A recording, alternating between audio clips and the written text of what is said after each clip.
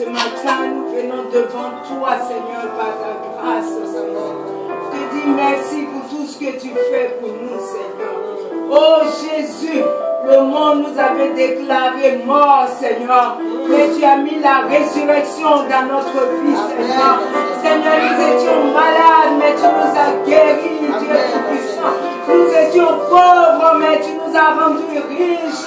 Seigneur, sois loué, sois glorifié, Éternel des armées. Jésus, Seigneur, ce matin, si je ferme ma bouche, Seigneur, c'est que je suis ingrate, Seigneur Jésus. Tu as fait beaucoup dans ma vie, Seigneur. Alors je viens devant toi, te dis merci, Seigneur.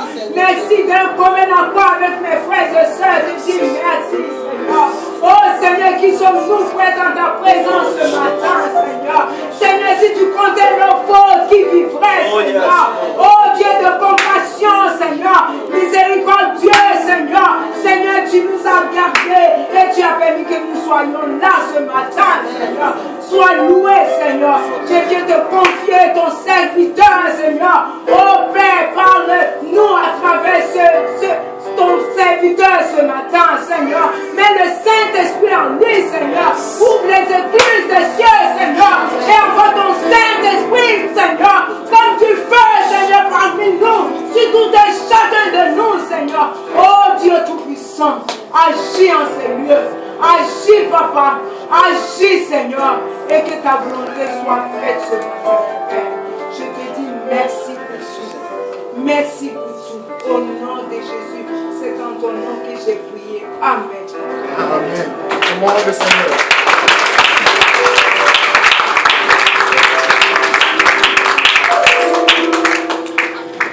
On va faire le livre, on va aller dans Luc 6.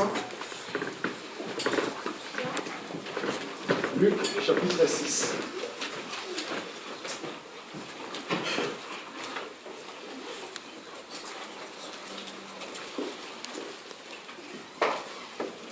On va lire le verset 12 au verset 16.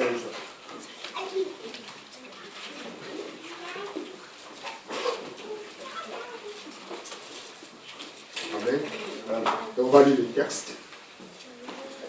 La Bible elle nous dit ceci. Je suis dans Luc chapitre 6, du verset 12 au verset 16. En ces temps-là, Jésus se rendit sur la montagne pour prier. Et il passa toute la nuit à prier Dieu. Quand le jour parut, il appela ses disciples. Et il a choisi 12, auxquels il donna le nom d'apôtres. Simon, qu'il nomma Pierre, André son frère, Jacques, Jean, Philippe, Barthélemy, Matthieu, Thomas, Jacques, fils d'Alphée, Simon appelé Zélote, Jude, fils de Jacques, et Judas Iscariote, qui devint traître. Amen. Amen. Quand nous lisons ces textes, la Bible est claire. Elle nous parle de l'appel et de la mission.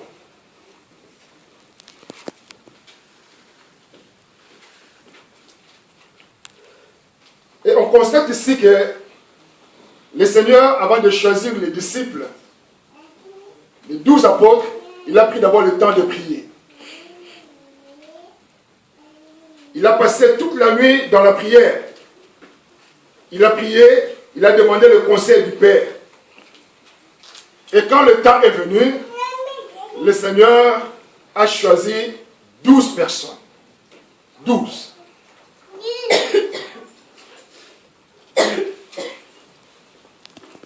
Il a choisi les 12 personnes et il a confié la mission à ces personnes afin que ces 12 deviennent sa bouche après son départ. Et nous tous qui sommes ici réunis, nous avons eu un jour à confesser Christ comme notre Seigneur et Sauveur. Étant devenus enfants de Dieu, nous devons savoir qu'automatiquement, quand on confesse Jésus comme Seigneur et Sauveur, on devient automatiquement des missionnaires. On reçoit la mission de la part du Seigneur. Et toujours dans ce texte, la Bible nous cite les noms de personnes. Et parmi ces personnes, il y a le nom de Judas. Alors, il y a une question qui se pose. Est-ce que le Seigneur s'est trompé dans son choix? Lui qui est Dieu, il pouvait ne pas choisir cet homme, car il savait qu'est-ce qui était en lui. Mais le Seigneur a choisi cet homme, pourquoi? Pourquoi le mettre parmi les autres? Pourquoi le Seigneur n'avait pas écarté Judas de ces 12 personnes, mais il est allé vers lui dire, viens, j'ai besoin de toi aussi dans mon équipe. C'est une question qu'on peut se poser. Est-ce que Dieu a commis une erreur? Loin de là. Alléluia. Amen. Dieu n'a pas commis une erreur. Mais c'est des choses qui ont été préparées avant la création du monde. C'est des choses qui ont été établies depuis la création du monde. Judas n'était qu'un bouc émissaire pour toi et moi. Alléluia. Amen. Si cet homme n'avait pas accompli ce qu'il avait accompli, on ne serait pas là. On ne serait pas là.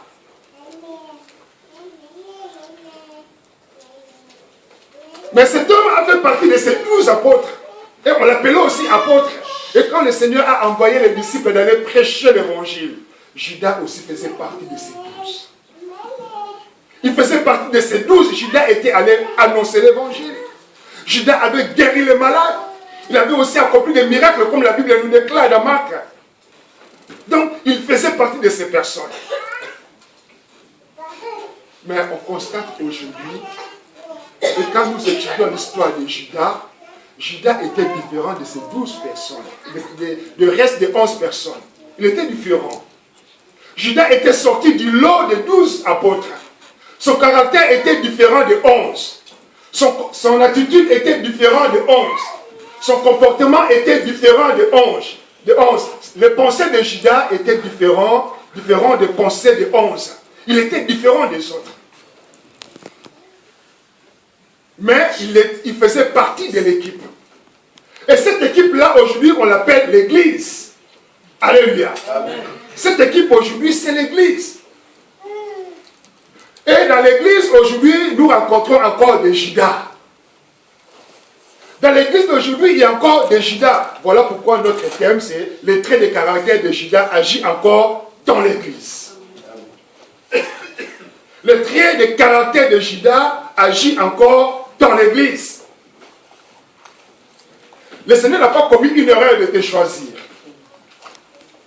Le Seigneur t'a choisi parmi des milliards d'hommes et de femmes sur la terre. Mais il est venu vers toi pour te dire c'est toi que je veux. Le Seigneur t'a choisi, ce n'est pas un hasard. Il t'a choisi pour quelque chose. Il t'a choisi pour accomplir une mission. Car il savait qu'il partait. Il savait qu'il partait. Alors toi, tu devais continuer la mission du Seigneur. Tu devais continuer à parler. Tu devais continuer à accomplir l'œuvre de Jésus-Christ. Mais malheureusement, aujourd'hui, nous avons encore des Judas parmi. Quel était le caractère de Judas? En Judas, il y avait les mensonges. Alléluia. En Judas n'était pas vrai, mais Judas était un homme faux. Judas était un homme très jaloux. Judas était un homme qui murmurait beaucoup. Il était un homme qui était hypocrite. Judas était un homme qui cherchait son propre intérêt. Judas était un homme qui divisait les autres. Judas était un homme envieux. Judas était orgueilleux. Judas était insensible à la parole de Dieu. Judas était très méchant. Judas était ennemi des gens du bien.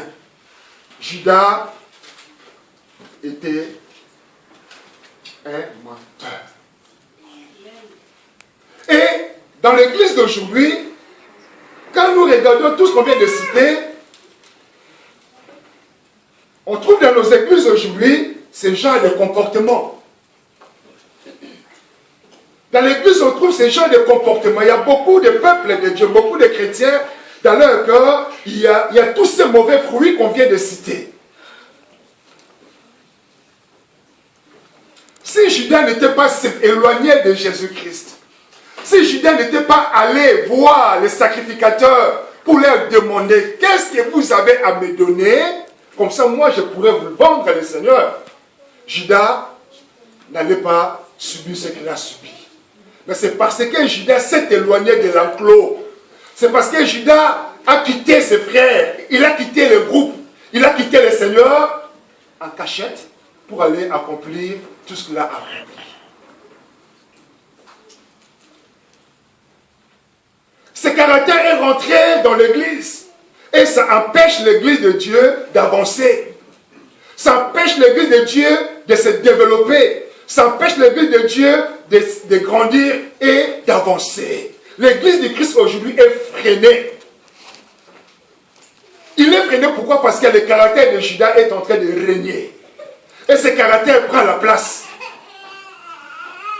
Parce qu'on ne peut pas comprendre dans une église qui est aujourd'hui le corps du Christ, où on peut appeler une famille. Dans une famille, même s'il y a des problèmes, on fait le nécessaire pour pouvoir les résoudre. J'ai un problème avec mon frère, même père, même mère, comme nous avons un même père qui est Dieu. Si nous avons un problème au milieu de nous, on doit tout faire pour les résoudre. Mais qu'est-ce que nous constatons dans l'église? Dans l'église, s'il y a un problème entre frères et sœurs, ou bien entre le frère ou bien les sœurs, ce problème-là, pour que ça soit résolu, ça demande beaucoup d'années. Alléluia. Ça demande beaucoup d'années.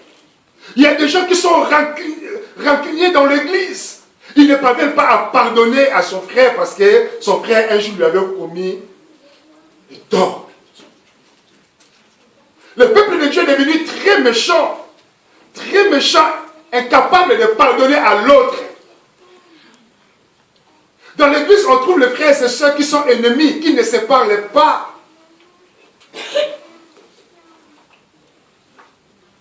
Mais si on ne se parle pas, c'est-à-dire dans notre cœur, il n'y a pas la paix.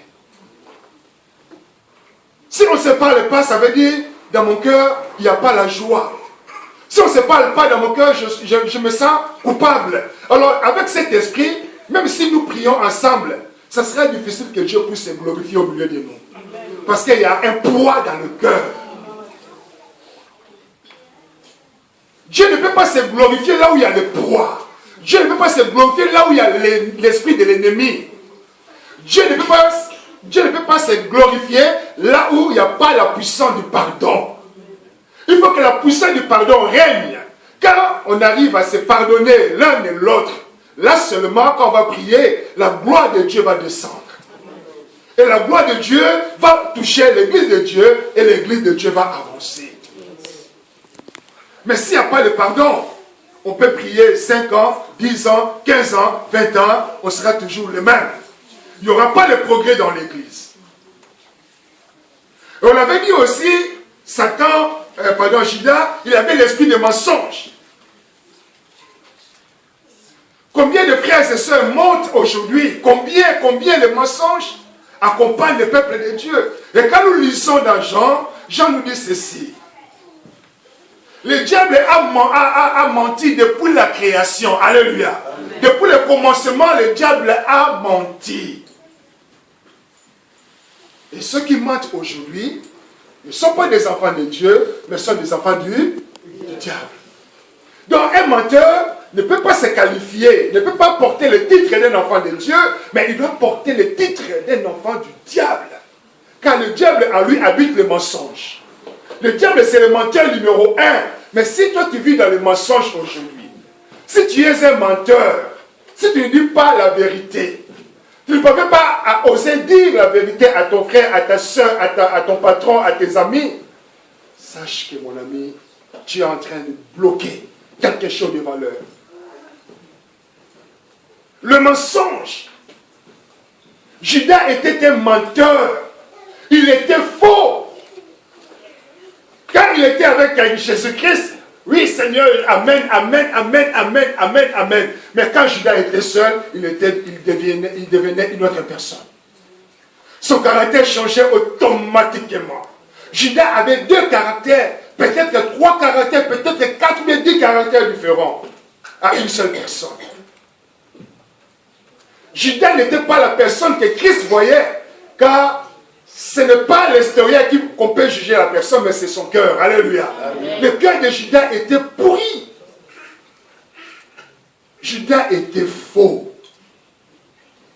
C'est pour cela, quand cette femme est venue verser le parfum sur le Seigneur, quelle était la parole de Judas? Seigneur, mais tout ce qu'elle fait là, c'est des dépenses. Si on pouvait vendre ce parfum et prendre de l'argent et donner aux pauvres, ce n'était pas vrai. Judas n'avait pas du tout le souci des pauvres, mais il regardait d'abord sa poche. Si on pouvait me donner ces parfums. Comment Judas disait dans son cœur, si je pouvais recevoir ces parfums, j'allais le vendre peut-être à 1000 euros. Et j'allais mettre 1000 euros dans ma poche. Et regarde ce qu'elle fait, elle fait une bêtise. Comment elle peut verser du parfum qui coûte si cher sur une personne comme ça? Qu'est-ce qui prouve que c'est Jésus? Là, il vraiment Jésus. Rien ne prouve. Donc Judas était faux, il n'était pas sincère. Et ce genre de caractère est aujourd'hui dans l'église. Beaucoup de frères sont faux, beaucoup de sœurs aussi sont fausses. Et comment voulez-vous qu'ensemble on puisse construire quelque chose de bon? Si on est faux l'un envers l'autre, ça sera difficile de construire quelque chose. Pourquoi? Parce que dans ta tête, tu penses, non, voilà, pour faire ça, moi je vais faire comme ça. L'autre aussi dans sa tête, il pense, si on peut faire ça, on va faire comme ça. Mais quand vous voyez ensemble, est-ce qu'on peut faire ça ensemble? Quand vous êtes aussi des hypocrites, on va dire, oui, on peut faire ça comme ça. Alléluia. Amen. On accepte, on va faire ça comme ça, mais quand on tourne le dos, on commence à murmurer. On n'aurait pas dû faire ça comme ça, on aurait dû faire comme moi je voulais. En Judas aussi, il y avait beaucoup de moi. Tout c'était lui. On va aller lire ce texte.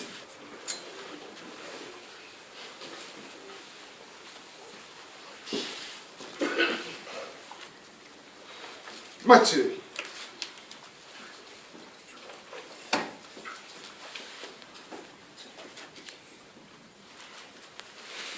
Matthieu 18.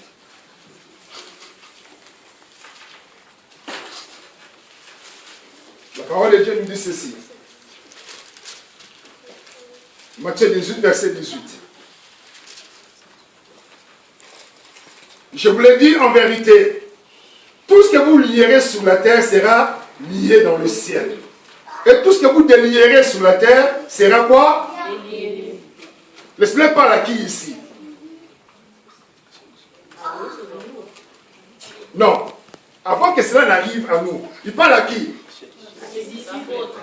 Il parle aux? Mais avant de parler aux apôtres, le Seigneur avait parlé à quelqu'un, à qui? Hein? Avant que le Seigneur parle aux apôtres, il avait parlé d'abord à Pierre. Alléluia. Amen. Il a dit sur toi, Pierre, je te donnerai quoi? Les clés. Alléluia. Amen. Je te donnerai les clés. Les clés de quoi? De royaume, hein? Amen. Amen. Le Seigneur d'abord a parlé à Pierre. Il dit, moi je te donnerai les clés du royaume des cieux. Et tout ce que tu lieras sur la terre sera quoi? Lié. Sera lié. Amen. Tout ce que tu vas délier sur la terre sera aussi lié. Donc le Seigneur a d'abord donné la clé à qui? À Pierre. D'abord à Pierre. Et ici on constate que le Seigneur maintenant parle aux 12. Il dit, je vous donne la clé. Alléluia. Amen. Moi maintenant je vous donne aussi la clé. D'abord Pierre, après Pierre c'était les 12, maintenant le Seigneur nous donne aussi la clé. Alléluia. Amen. Toi qui acceptais le Seigneur Jésus-Christ, sache que tu as la clé. Amen. Nous avons une clé. Amen. Et c'est quoi cette clé? Cette clé consiste à délier les gens qui sont liés encore dans le monde. Cette clé consiste à sauver les âmes qui meurent. Cette clé consiste à ouvrir les portes des royaumes des cieux pour les gens qui n'ont pas encore le Seigneur Jésus-Christ. Nous avons reçu une clé de la part du Seigneur pour pouvoir ouvrir les portes des royaumes des cieux, afin que nos bien-aimés qui ne connaissent pas encore le Seigneur puissent aussi franchir les pas jusque dans le lieu très saint. Mais aujourd'hui, nous qui avons la clé, qu'est-ce que nous faisons de cela? Toi qui as la clé pour ouvrir les portes, pour que les gens rentrent dans le royaume, qu'est-ce que tu fais de cette clé? Beaucoup, leur clé est déjà rouillée. Tu peux même plus mettre ça dans la serrure parce que ça ne rentre plus. La clé est gonflée à cause de la rouille. Et cette rouille vient du cœur. Le cœur est pourri. Le cœur n'est pas bon. Le cœur est très mauvais. Voilà pourquoi, à cause de ce cœur, il est impossible aujourd'hui de pouvoir parler de Jésus-Christ aux gens qui meurent. Voilà pourquoi il était impossible de parler de ton Dieu, de ton Créateur, aux gens qui souffrent. On va lire aussi un autre texte. On va prendre un exemple palpable. On va aller dans le 3e épître de Jean. On va voir un homme qui était aussi dans l'église. 3e épître de Jean.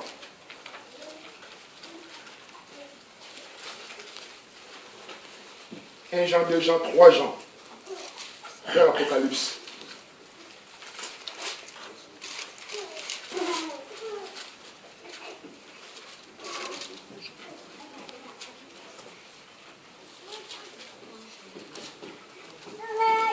Je pense que tu vas lire le texte. 3 Jean.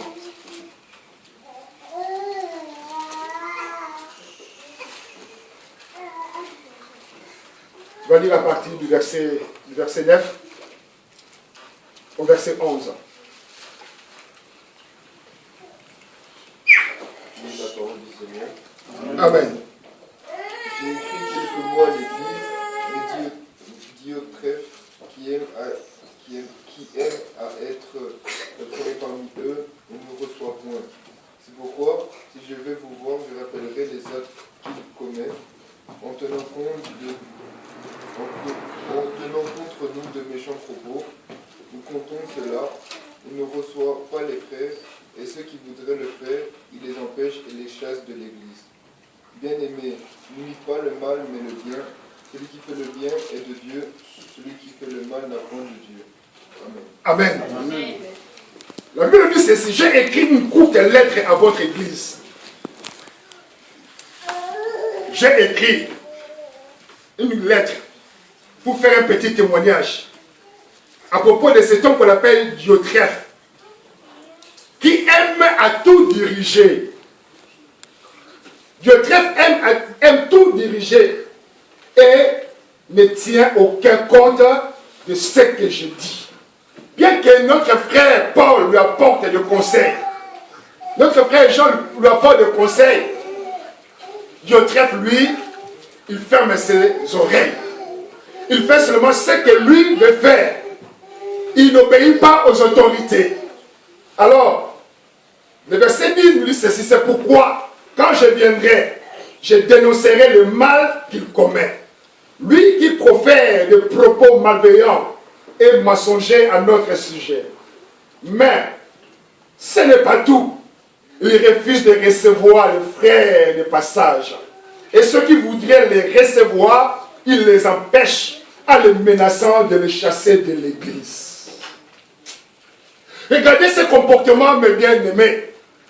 Cet homme Diotrephe n'était pas païen, il était dans l'église.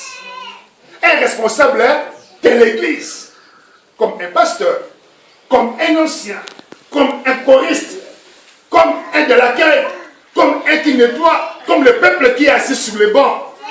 Donc cet homme était dans l'église. Il avait des responsabilités. Maintenant, notre frère parle de son comportement. Il a un comportement indigne. Un comportement qui n'encourage pas les gens d'aller dans la maison de Dieu. Diotrephe empêchait les gens d'être serviables. Il empêchait les gens d'être hospitaliers. Car Diotrephe qui est dans l'église, quand les gens dorment dehors en hiver, dans le froid, lui il était content. Et pourtant il avait une chambre de libre chez lui. Quand les gens n'avaient pas à manger, Diotrephe, lui, il était content parce que les gens avaient faim et lui, son ventre était rempli. comportement indigne, un comportement qui ne pouvait en aucun cas plaire au Seigneur. Ce n'est pas ce que le Seigneur nous demande. Le Seigneur nous demande l'amour, l'hospitalité. Mais Diotrephe n'était pas hospitalier. Il préférait voir les bien-aimés souffrir dehors. Alors, si un frère avait libéré une chambre pour recevoir celui qui dormait dehors et l'installer chez lui à la maison, Diotrephe, qu'est-ce qu'il faisait? Il allait voir le frère et dit, écoute, si tu fais ça, je vais te chasser de l'église. Alléluia. Si tu fais ça, si tu les reçois seulement chez toi à la maison, moi, je vais te chasser de l'église.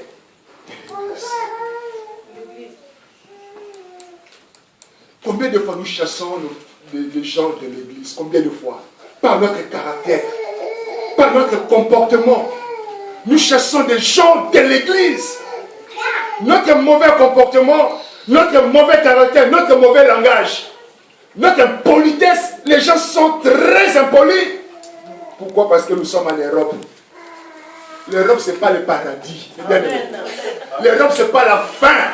Comme nous sommes en Europe, toi tu gagnes 1000 euros, je gagne 1000 euros, nous sommes pareils. Non, on n'est pas pareil.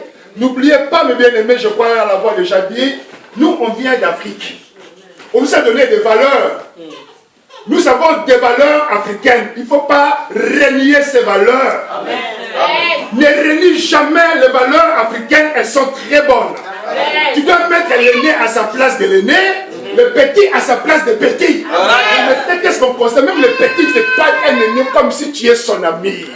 Il n'y a plus de valeur, il n'y a plus de respect. On te parle comme si tu es un jouet. Et toi aussi. Maintenant, le petit, il t'attend pour que tu dises bonjour. Où tu as vu ça? Ça ne se fait pas chez nous en Afrique. Les vieux ne doivent pas se déplacer, venir vers toi pour te dire bonjour, c'est toi l'enfant, tu dois venir voir l'ancien. Et lui dire bonjour, ça c'est la valeur. Ça ce sont nos valeurs. On doit garder nos valeurs. Amen. Et arrivé ici, beaucoup ont vendu ce genre de valeurs. Ça se passe. C'est comme ça en Europe. C'est comme ça en Europe. C'est comme ça l'Europe. Ils ont leurs valeurs, mais nous avons nos valeurs. Amen. Nous avons nos valeurs. Le respect envers l'ancien. Le respect envers l'autorité. Vous avez bien vu. Notre bien-aimé dit, même quand je parle à Diotrephe, Diotrephe ne l'écoutait pas. Même quand je parle à Diotrephe, Diotrephe ne respecte pas l'autorité. Et c'est ce qui se passe encore dans les églises. Combien de pasteurs sont bafoués aujourd'hui? Des pasteurs sont devenus comme des mouchoirs. On transforme son mouchoir, on fait ce qu'on veut avec. Vous savez, avec un mouchoir, si tu viens sur même tes pieds, tu fais ce que tu veux avec. Le pasteur n'est pas un mouchoir. Ou on peut jouer avec le pasteur comme on veut. Ou on peut citer son nom quand on veut et comme on veut. Beaucoup de pasteurs aujourd'hui, on les met sur la table. On prend un grand couteau, on commence à couper sa tête. Pow! Lui là, il est comme ça. Pow! Il est comme ça. Pow! Et quand tu le vois dans la rue, bonjour pasteur. Hypocrite. C'est ça le caractère de Judas. C'est ça le caractère de Judas. Judas était hypocrite. Mais quand il était dehors, il faisait semblant d'être un bon frère. Un frère gentil, un frère bon, un frère vraiment intègre. Judas n'était pas intègre. Il était menteur. Et c'est ce qui se passe encore aujourd'hui dans l'église. Mais si tu ne respectes pas l'autorité, tu ne respectes pas le pasteur que Dieu a mis pour toi, pour te montrer la voie du Seigneur, pour te mener jusqu'au paradis. Mais bien aimé, mais quand toi tu coupes la tête de ce pasteur-là, tu coupes sa tête, tu penses que tu vas recevoir la bénédiction, ne te trompe pas. Ne te trompe pas. Il ne faut pas toucher le oint de Dieu. Amen. Quel que soit ce qu'il est, on ne le touche pas. Ce n'est pas moi qui l'ai choisi, mais c'est Dieu qui l'a appelé. S'il a un problème, il doit régler avec son chef, pas avec moi. Amen. On ne touche jamais le pasteur.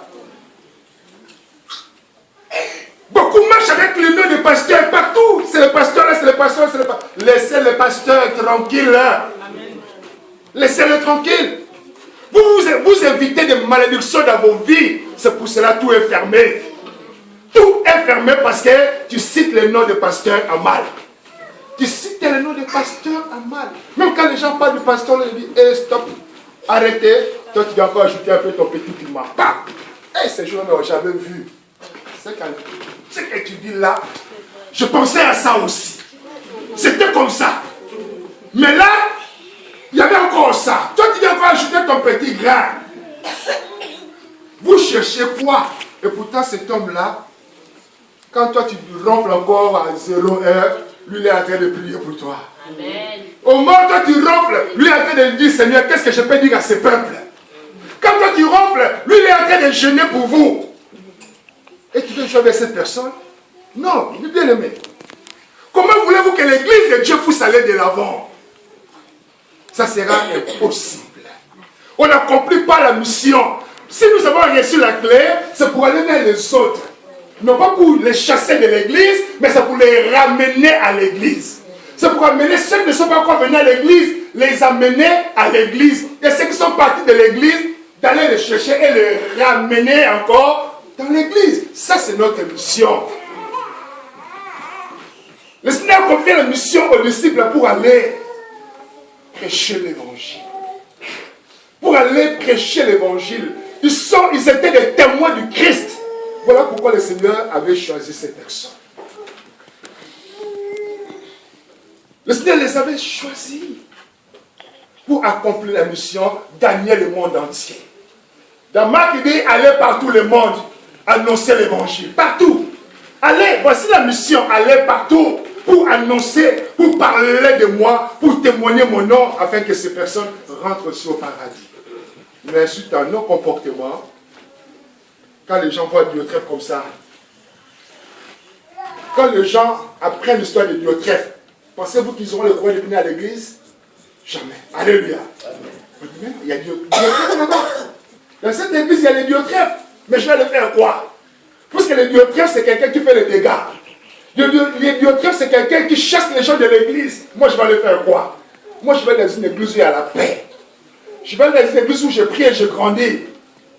Je vais dans une église où je vais et je mange et je me développe spirituellement. Moi, je parle dans l'église, je vais pleurer tous les jours. Pleurer tout le temps. Et il y a tellement beaucoup d'hypocrites. L'hypocrite vient vers toi pour te dire, voilà, frère Mouti, le président, c'est qu'il a dit de toi. Le président t'a tué aujourd'hui chez moi. Il t'a tué, frère. Mais frère Mouti, comme il n'a pas le courage d'aller voir le président, ou bien dire à ses frères, comme tu as dit ça, je vais te voir toi et le président ensemble, on va parler. Qu'est-ce qui arrive? Frère Mouti qui était bien avec le président devient un ami, sans même se parler. Le président ne comprend pas pourquoi Mouti est fâché contre lui. Mouti est fâché parce que Mouti a entendu quelque chose. Mais quand Mouti lui manque le courage de dire au président, lui de son côté prend la décision. Au lieu de vérifier si cela s'avère vrai ou faux, lui il prend la décision, il reste dans son coin, il commence à murmurer contre le président. Il commence à murmurer contre le président. Une fois, murmurer contre le président. Après voilà la séparation. Sans vérifier, il commence à parler maintenant à une autre personne. Et voilà maintenant les dégâts commencent à se manifester. Les dégâts commencent à se manifester. S'il y a un problème, va voir ton frère. C'est ton frère. Approche-les. Dis mon frère, il y a tel problème. Comment peut-on faire pour le résoudre? Va voir ton frère, régler le problème. Pourquoi on doit le voir, pourquoi on doit régler? C'est pour amener les âmes dans l'église de Dieu. Je ne vais pas le voir parce que je suis en tort. Même si je suis en tort, même si j'ai raison, comme il est mon frère, s'il y a un problème dans une famille, on doit chercher toujours à les résoudre. Il y a beaucoup de Diotrephes dans l'église. Et nous sortons de notre mission. Nous sortons de notre vision. Nous sortons de notre appel. Oh, le Seigneur nous a appelés, surtout mes bien-aimés, il a donné la clé pour ouvrir la porte du royaume des cieux. Pour les gens qui ne l'ont pas encore accepté comme Seigneur et Sauveur. Tu as la clé. Tu as la clé. Judas, il parlait beaucoup pour lui-même. Je suis bien. Je suis comme ça. Je suis comme ça. C'était le langage de Judas. Et on trouve ce genre de langage dans l'église. Moi, je ne vais pas à l'église aujourd'hui. Voici, on va filmer le pasteur quand il va parler. Ça, c'est Frère Johnny qui parle. Je ne vais pas aller à l'église. Je garde ma caméra. Je ne filme pas aujourd'hui. On verra qu'est-ce qui va se passer. Bien aimé. Même si tu ne viens pas, alléluia, on ne vient pas à l'église pour servir le pasteur. Vous ne venez pas ici pour me servir. Pas du tout. Nous venons ici, vous comme moi, nous venons ici parce que, c'est le Seigneur qui nous a appelés. Amen. 2, le Seigneur nous réunit. 3, on vient ici pour chercher notre Dieu. On ne vient pas ici pour chercher autre chose, on vient ici pour chercher le Seigneur. On ne vient pas à l'église pour servir Dieu, pour servir le pasteur, mais on vient ici pour servir Dieu. On appelle ça la maison de Dieu. C'est ici, on vient pour le servir, non pas servir le pasteur. Le pasteur, c'est un serviteur. Nous aussi, viens servir Dieu ici. On vient tous le chercher ici. Oh, moi, je ne viendrai pas. Non. On verra si le piano va jouer aujourd'hui. Et quand le groupe finit au téléphone, comment ça a été? Ah, aujourd'hui, la frère, tu n'étais pas là. Ça, c'est de mauvaises personnes. Hein. Comme tu n'étais pas là aujourd'hui, là, c'était faux. C'est de mauvaises personnes. Alléluia. Non. Alléluia. Le Seigneur fait ce qu'il veut. Alléluia. C'est pour cela, dans la vie, dans les choses de Dieu, hein, il n'y a pas la ligne droite. Amen. C'est comme ça. C'est-à-dire, Dieu fait ce qu'il veut. Aujourd'hui, il peut te lever comme demain. Aujourd'hui, il peut te donner la bonne santé, comme demain, il peut te donner la maladie. Alléluia. Aujourd'hui, comme il peut te donner la joie, comme demain, tu peux pleurer. Ça, c'est Dieu. Il fait ce qu'il veut.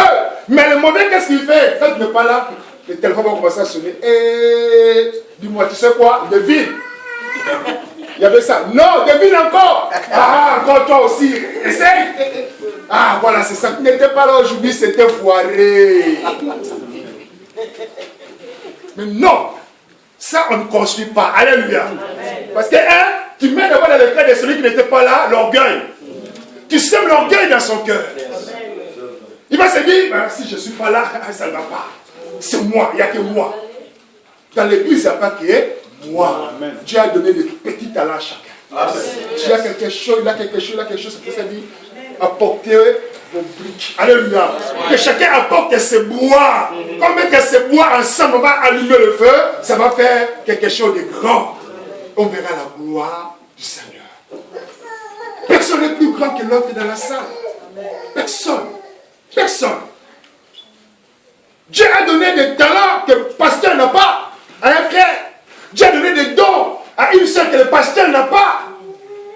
Comme Dieu a donné des dons, des talents au pasteur que les autres n'ont pas dans l'assemblée de Dieu. On doit respecter ça. Ça, c'est la loi de Dieu, c'est les règles de Dieu. Alors, si on comprend ces règles et qu'on avance selon ces règles, que chacun est important dans l'église, chacun peut amener quelque chose dans l'église, l'église de Dieu va aller de l'avant. Il n'y aura pas la guerre dans l'église.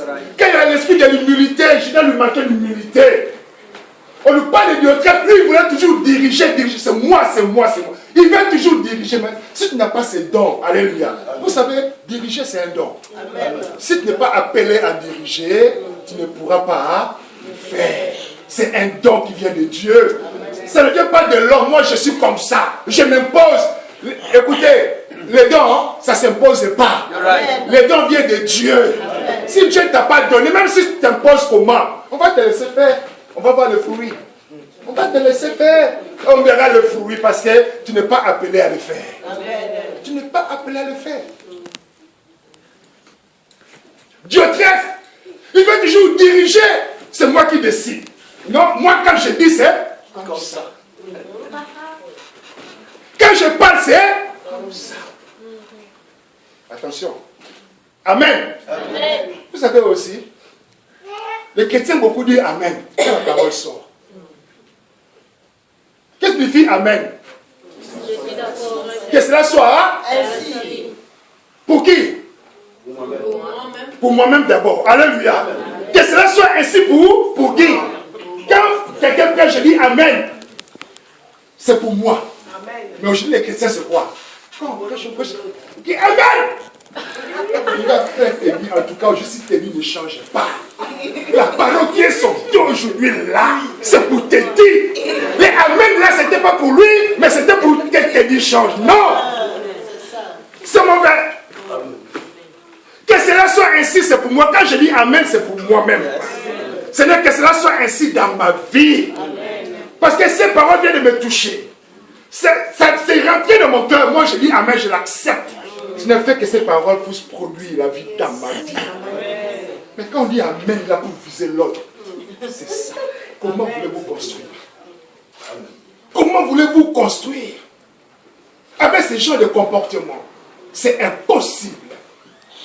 C'est impossible. Et pourquoi le peuple de Dieu est arrivé à ça? Pourquoi? Pourquoi le peuple de Dieu ne comprend pas que le Seigneur nous a appelés, il a donné des dons différents à chacun? C'est comme le corps. Est-ce que ton orteil lave ton visage? L'orteil d'abord, lave le visage. Qui a déjà lavé son visage avec ses pieds? Lève les doigts. Qui? Oh, c'est pas possible. Il n'y a personne dans la salle qui a déjà lavé son visage avec le pied? Prends de l'eau comme ça avec ton pied, tu laves le visage. Fais pas le même temps de mourir. Essaye. Prends ton pied, lave le visage. Reste assis. Prends ton pied, lave le visage. Alléluia. Alléluia. Amen. Est-ce que le pied peut laver le visage?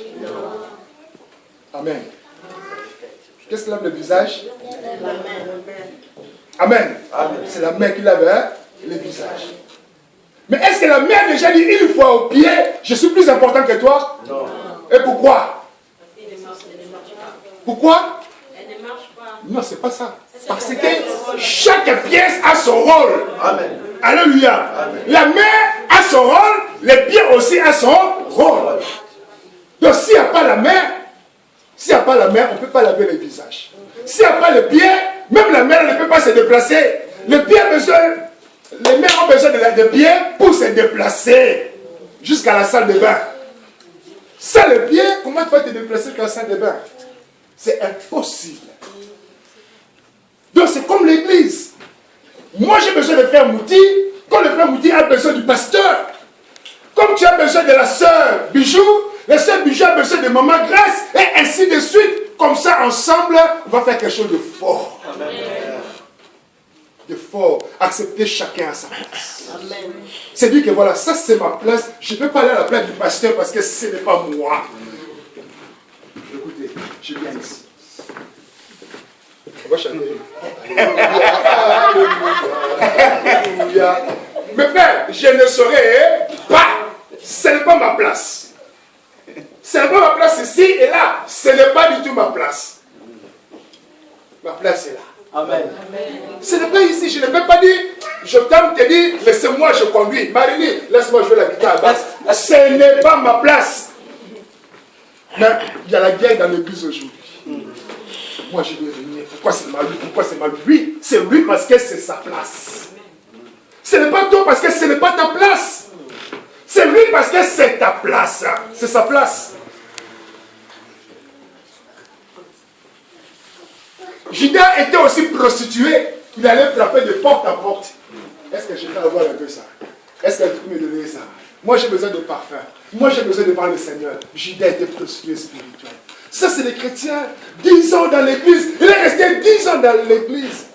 Vous savez, j'étais dans une église avec les enfants et maman. Quand nous sommes rentrés, les enfants ont dit, hé, nous sommes dans une église de vieux. Alléluia. Nous sommes dans l'église des vieux. Pourquoi? Parce que dans cette église, il y avait que des cheveux gris. Des personnes de 60 ans, 70 ans. Des personnes âgées. C'est une église de personnes âgées. Vraiment de